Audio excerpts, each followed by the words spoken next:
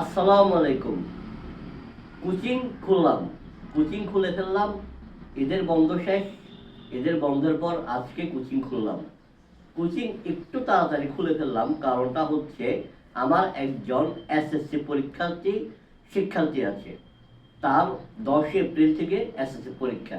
আজকে 5 তারিখ, 6, 7, 8, 9 এই 4 দিন পর 10 তারিখ, পঞ্চম দিন থেকে কিন্তু কি এসএসসি পরীক্ষা শুরু।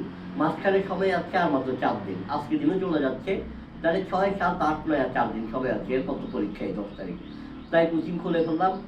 সামনে এসএসসি পরীক্ষা আর এইচএসসি পরীক্ষার্থী স্টুডেন্ট যারা আছে তাদের কোচিং আগামীকাল থেকে, অর্থাৎ 6 তারিখ থেকে শুরু করব।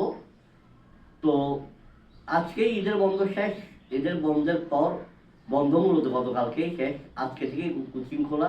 এখন থেকে কোচিং খোলা থাকবে।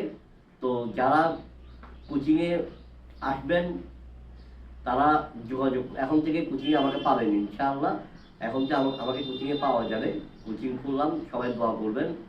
আর আমার এসএসসি পরীক্ষার্থী স্টুডেন্টের জন্য দোয়া করবেন, যেন সে ভালোভাবে পরীক্ষা দিতে পারে। শুধু আমার স্টুডেন্টের জন্য না, যারা পরীক্ষা দিচ্ছে তাদের সবার জন্য দোয়া করবেন। আমিও দোয়া করি, আপনারাও দোয়া করবেন, যেন তাদের সবার পরীক্ষা ভালো হয়। আল্লাহ তাআলা সবাইকে ভালো রাখুক, সুস্থ রাখুক, নিরাপদে রাখুক। আসসালামু আলাইকুম।